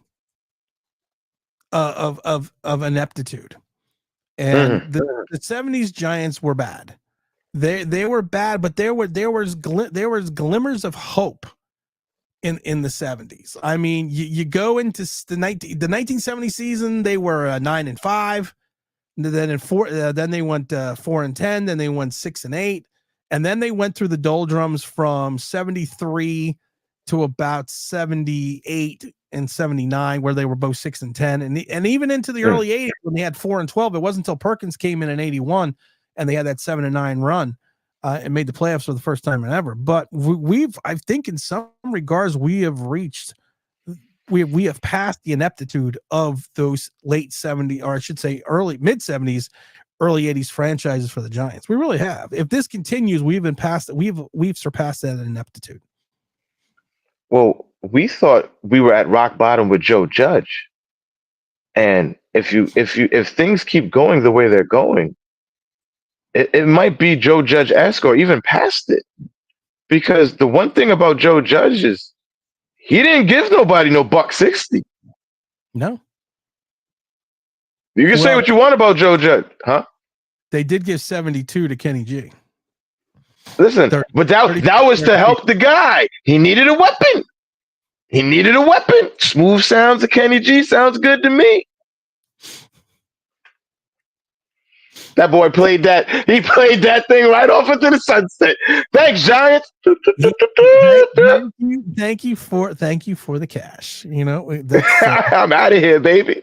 Oh my God, I don't even have the sound effects anymore. The smooth sounds of Kenny G. Where the hell? Come on, man. That was a weapon. Now, people forget that was another weapon. That was a weapon. You're right. Hold on. I'm not. It's Daniel Jones at the. What's your assignment? I just push all the buttons. I just push all the buttons. So no, it's still not on. Because that'll work. Mike Lee says, as long as the money keeps coming in, Mara won't move off DJ. He will. Do you think though? Do you think the pride factor, or do you think pride factors in at all with John Mara? Giant pride. Yes. Well, Wellington Mara had giant pride, and that's when we coined "once a giant, always a giant." Do you think he's got that same pride that Wellington had in the organization? Because if you look at it, because you got to remember, Wellington went through this crap in the 70s and the 80s, like we talked about. But I in some ways, I know he wants to win. But I just, there was something special, 100 years special about that Giants royal blue and red, and and everything that they stood for. And the Giants were like the Steelers. They were that cornerstone franchise that everyone aspired to be. Now we're the butt of the joke outside of the Carolina Panthers. How the mighty have fallen. First of all, it's really sad, to be honest. I have to say, it is sad. We are. When you have, I can't remember ever in my life. I'm gonna be 42 next week. Been watching football for 32 years, and I can't ever, no matter how bad we've been with Dave Brown, Joe Judge, whoever, I can't remember a time when former players, Janoris Jenkins, are taking shots at us and our quarterback. Yep. Players from other teams are taking shots at us and our quarterback. Players from other teams not only are taking shots, but they're saying they felt bad for our quarterback. Our GM looks inept based off a behind-the-scenes somewhat look on Hard Knocks. To go to your point about with Mara and his pride, you know what? I was going to answer yes, but I had to think for a second. Again, Hard Knocks made us look so bad. if you really had pride, that Saquon moment to me, after the cameras are gone, I'm fucking pulling, excuse my language, I'm pulling Shane to the side. I'm going, you know what I just said in there about how I'd be really mad if Shane went to Philly? Yeah, I'm going to fire you if I'm really Saquon mad. goes to Philly. You keep Saquon here. He's the face of the team. So I know he has pride, but I don't know how much it could be because again, I would have made sure Saquon was here if I had pride for the team, and I wanted to put a good product out there, and I knew that I had a guy that he was a workhorse and he cared, and he's only going to help the team. Losing him is not going to help morale. So his pride and our pride as fans, just the pride of the Giants, like you said, it's at an all-time low for me in 32 years. 32 years of watching football, being a Giants fan. It's at an all-time low. Everything. I can't. I can't. I can't imagine how we got ourselves here. But I watched it happen. We all watched it happen. For you and Salad Boy, I'm going to cheer you both up. Bringing you the smooth sounds of Oh. Kenny. 72 million. Not worth it, as you can plainly see.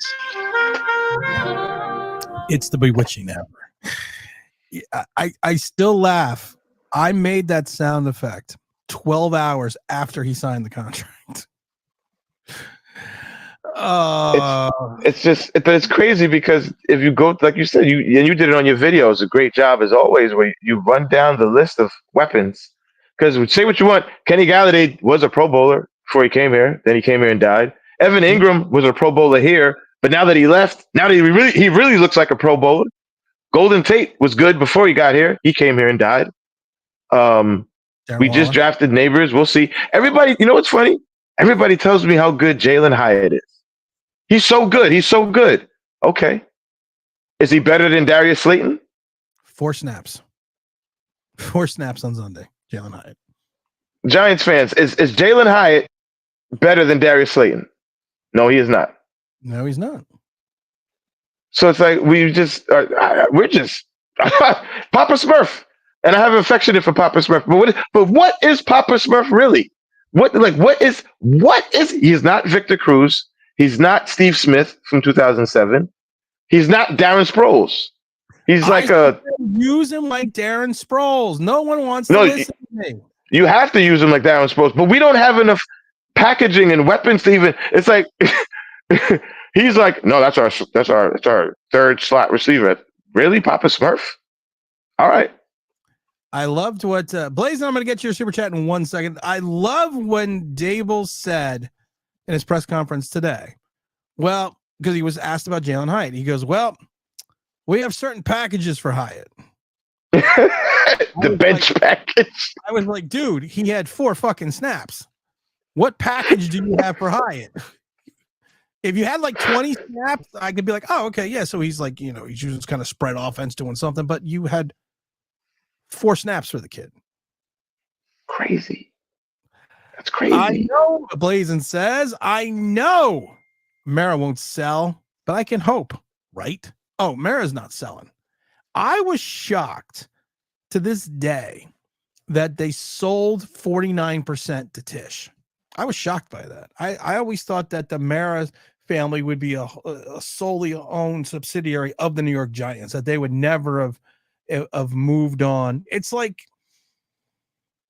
when George Steinbrenner was around. You knew George was never going to sell the Yankees. No. You knew, because to the point that we talked about pride, George, for all the things that he did and all the stupidity and all the Billy Martin hiring him 5 times and firing him 5 times and all the free agents that he did and everything else. Here's the thing about Steinbrenner, about George, not Hal, but George wanted to win. He did. And George at times was a fan. And he ran his franchise like he was a fan. It wasn't until he brought in Cashman that he kind of understood, you know what, maybe I need to build a dynasty like we did back in the 70s and in the early 80s. But maybe we have to go back to doing that. I have to stop doing the stupid shit. I kind of think, is Mara and Steinbrenner, George, similar? No, because George at every moment he wasn't the guy. He was a shipping magnet. He did all these other things, but every moment he had Yankee pride, and his He whole did. aura, and it may not have worked out, but his whole aura was winning, and that's all it was about for his Yankees. And I don't know if I see that with Mara. The only time I saw that with Mara is the clip that makes me laugh when we were getting blown out and he's in the box and he takes the garbage can and he throws it against the thing, but he's like an old guy, so it just goes like a foot and he's like, son of a bitch, god damn, we lost the cat. But it's like it looks like an old man trying to like kill a moth or something. Like I don't know what he's doing up there, but I'm like, dang, that's all you can muster. It would have been funny if he kicked the garbage can and it didn't move. It'd have been funny if he kicked it and whiffed. Like, oh! That like, I don't know. I don't want to keep picking on. I don't want to keep picking on John Mara. Mr. Lowe says, "I'm crying like Terrell Owens." It's my quarterback. And if you guys do that, man, it's unfair. It's not fair. It's not fair, man. Don't talk about it, man. Let's see. What's Mr. Tattoo Studio got to say here? Can't even trade DJ. Just cut him before he injures himself again. Take the massive loss, but then get a massive gain and respect back from the fan base and the entire New York team. Here's the thing. If you would have benched Daniel Jones on Sunday, if you would have done the unthinkable and benched him, I would have had more respect for Joe Shane and John Mara and Brian Dable. I would have. Because there was too many times last year that they left him in way too long in games that he should have been out of. But I could respect that. I can't respect them for not doing what they're supposed to do. You had a here you go. I saw this. Hey, James, how about the Buckeyes D this year? Secondary looks good with Hicks and Ransom. Yes, the D does look good.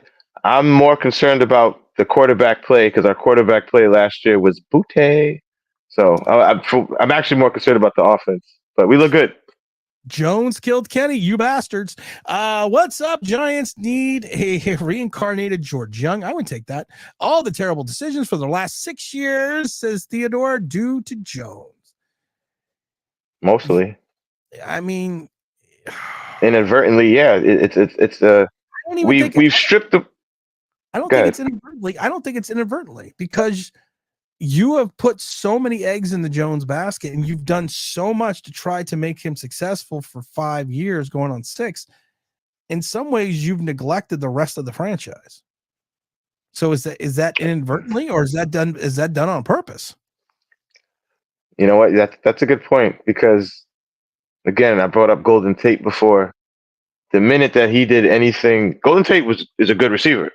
You know, he's not Randy Moss, but he's a good quality receiver. And the minute that he came out and said anything derogatory to Jones, he was in the doghouse and he was done. You got suspended for it. You can't say or do anything against Jones. You can't speak out.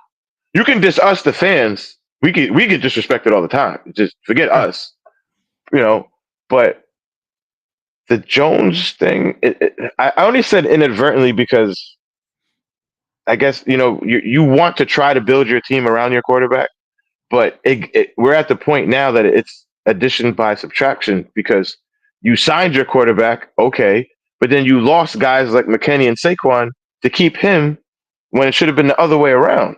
So now we're at the point where you're right, where it's like you're cutting off your nose to spite your face. Like, what do you like? You're not making the team better. You're not, even what you said, you're not helping this guy. He's not getting better. He is what he is. Mike Lee hit the nail on the head right here. And I didn't see the comment till right now. Mike Lee says if Mara had giant pride, he would not have agreed to unretired number 1.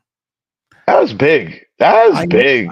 I know the family gave the blessing. I understand that. And I've said this before, and this is what people don't get. When McGuire and Sosa were chasing Maris, the Maris family publicly came out before 61 and said, we are all for this race. We're all for this chase. We're all for Big Mac and everything that he's doing for the league. And, my father would be so proud of this. And they were there when he broke the record.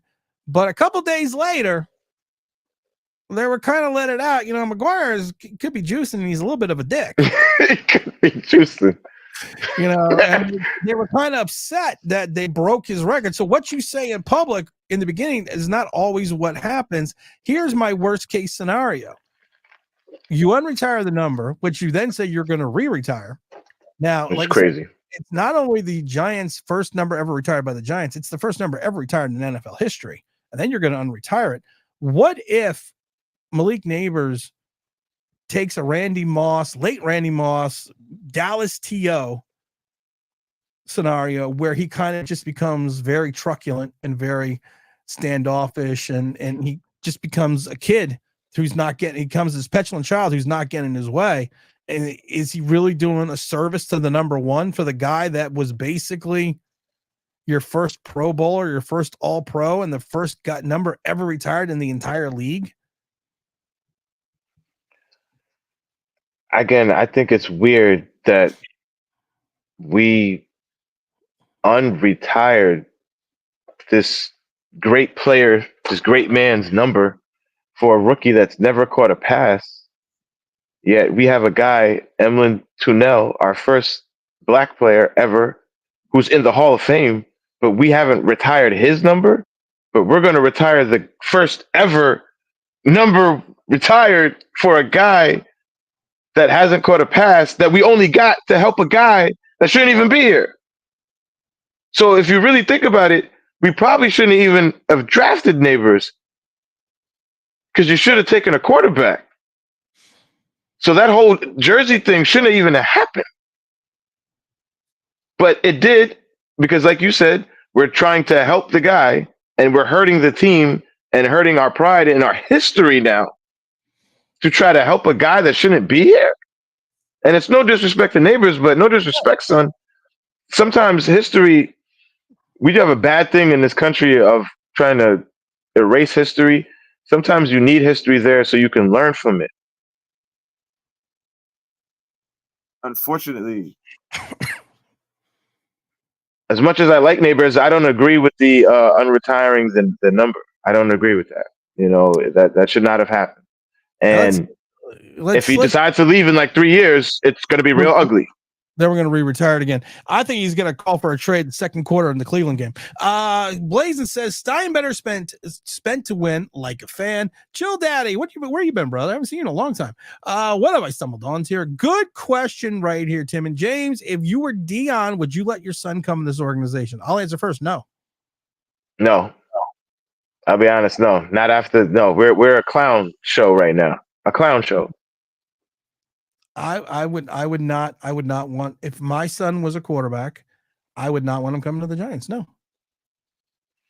If we are from a fan standpoint embarrassed from what we saw in Hard Knocks, how would you feel as a parent of a child that you're going to send there for their career and their livelihood and hope that same organization is going to take care of my son? The Crustable Man? No. Now, no, seriously, no. I will say this. I will preface my statement again. I really should have prefaced this in the beginning. If I was mad at my son and upset with him, yes, I would let him go to New York. But if I was the Jets, that's forgetting 2 teams in New York, technically 3. I'll have to stay positive, James. Howard isn't the first round quarterback, but he's better. McCord, we'll see against Marshall how he does with that secondary they have. True. We'll see. Like I said, it's early. College football is early. Here's Mike Lee is just not. Mike Lee's been knocking it out tonight, and especially with the air fryer. Steinbrenner refused to let David Wells request. He's right. I forgot about this. He refused request for number 3. That's why David Wells was 33. George had Yankee pride. Could you imagine unretiring Babe Ruth's number and give it to a guy that just came up from AA? Well, also look at the audacity of some of these guys, like to even ask for that.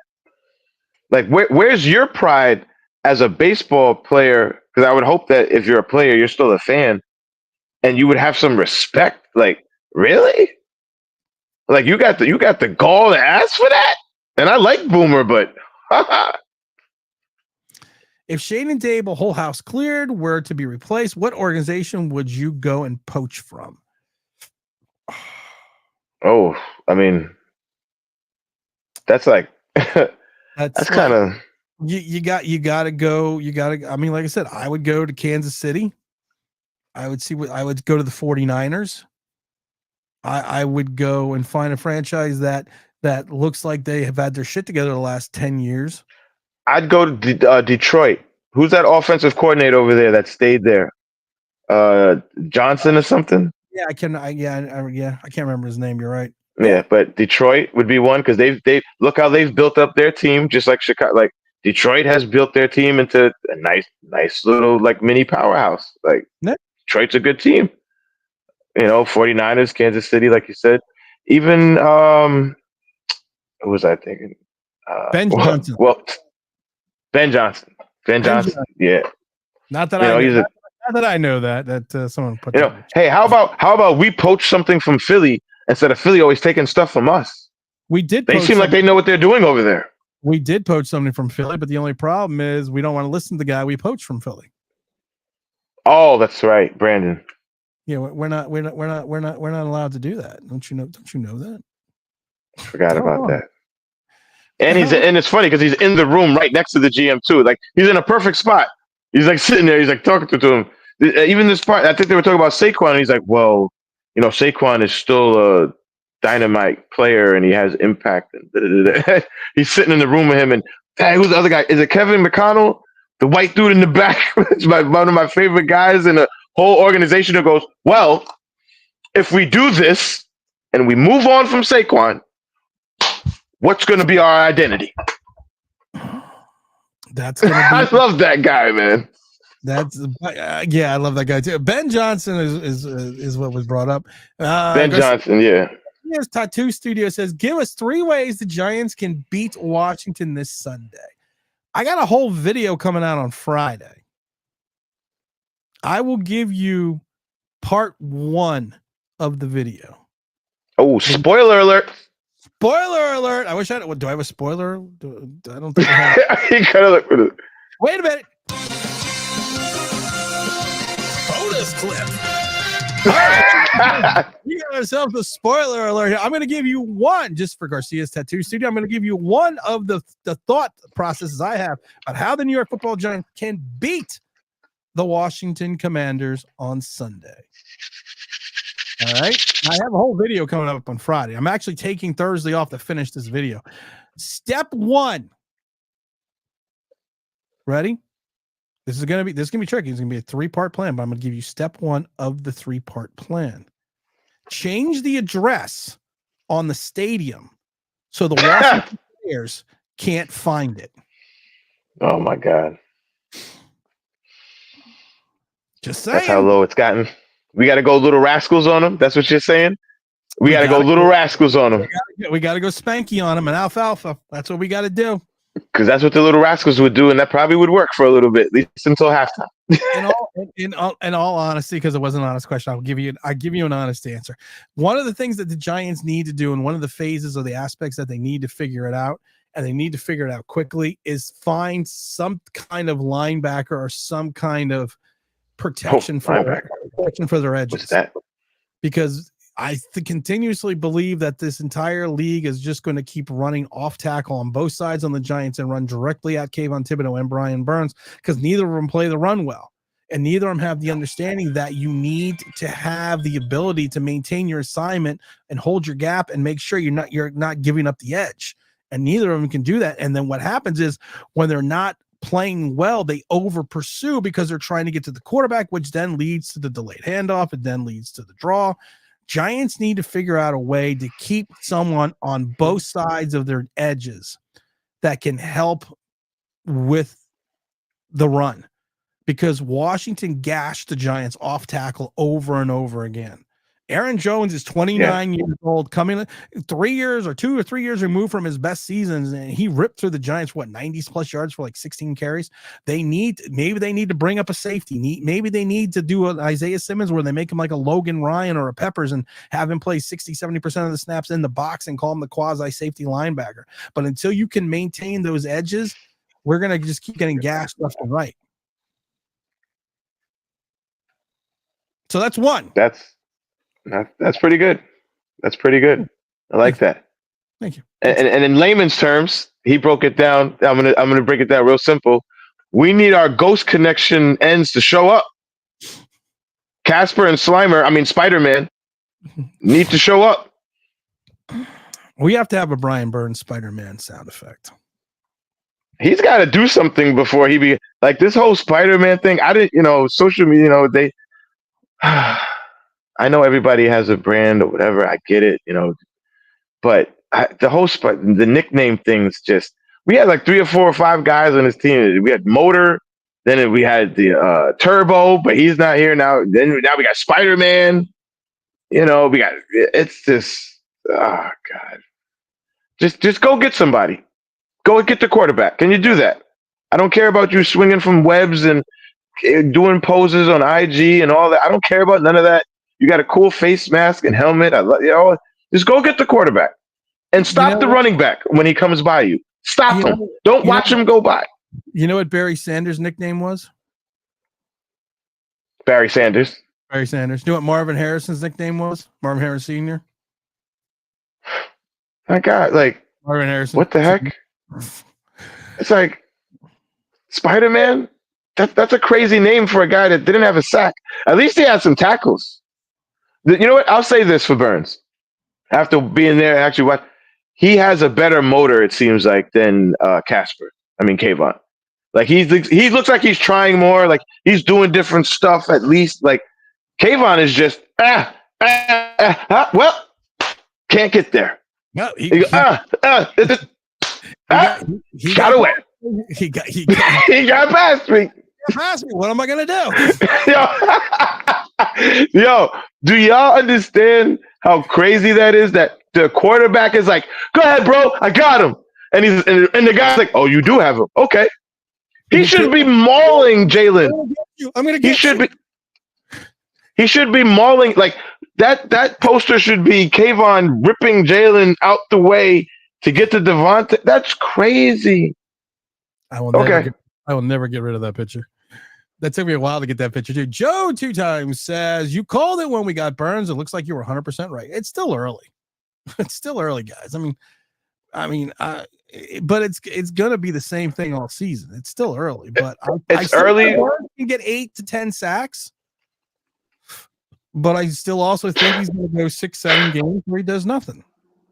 Yo, do you know what's so funny? I think you said this on your stream. Sam Darnold, he really did see ghosts on Sunday. They did. Oh my God. Giants, did you see Burns playing coverage? Can you imagine if he gets hurt playing the flats? Defense coordinator should be fired. You know what the worst thing should be about that? That you even put Brian Burns in coverage. that fish out of water. That was a fish out of water moment. Michael says we need to bench Jones. SPB, not saying the 2 bumps quarterbacks are better. Please, I'm just asking to see something new at this point. Maybe someone else can at least get the ball out of their hands. You know what? I've said it before. I had the best, and I got to go in a few minutes. I said it before. I had the best time last year when it was DeVito and Taylor.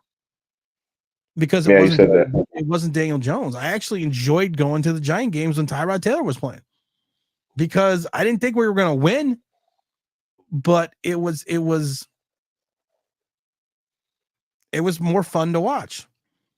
Vanilla. Do you know the sad thing is for everybody and to the brother who just left that comment? We have to let Jones play as many games as possible. He has to play. To get this over, this is it. This is the last ride. Put him out there all 17 games. Let us win 4 games, and it's over. Like I don't want to bench him in game 3. Put him out there. Let him suck. Let him do his Daniel Jones thing. Sorry, let everybody see it. Let Mara feel it. You know, like seriously, like it's good. Like you wanted him, he's here. You got him the weapon. Like I don't want to see Tommy DeVito. I don't want to see Drew Lock. Not until maybe game 14. But for the next at least 10, 11, no. Jones has got to be out there, y'all. Let him do his thing or his not thing, whatever. We get it over with. None of this benching. No, you don't bench the guy you gave $160 million to in game 2 or 3. No. Let Myles Garrett have a crack at him. Let Micah have a crack at him. You know, let all these guys have a crack at him. Like, no. Gentlemen, what brings me to my next point. Don't smoke crack. I love this comment made by Giants because I said this, I don't know how many times. Half the Giants staff looks 24 years old, a bunch of kids running the team. I even said it after the second Hard Knocks. I was like, can we get some adults in the room? No adults. Is that allowed? Are we allowed to have an adult come in here? Let's see. Stanley says, I finally realized that Daniel Jones is the worst quarterback in the Giants franchise. He's worse than Dave Brown, Kent Graham, Danny Cannell, and Kerry Collins. No, he's not. Craig Morton and Joe Pisarcik were the worst quarterbacks in Giants history. And Kerry Collins shouldn't even be in that grouping there. Yeah, Kerry Collins. Kerry Collins led you to a Super Bowl. Kerry Collins won me $50 when he took Minnesota to town. Danny Cannell won a playoff game. Garcia's Tattoo Studios says, see, that sounds like a good idea, but if Jones gets injured, we're screwed. If Jones gets injured, we're like, hey, we're going to have a lot of fun if Jones gets injured. Mike Lee says, social media requires one to come up with a brand prior to doing something on the field. It's about the likes, the follows, the bleeps, and the boops, and replacing production.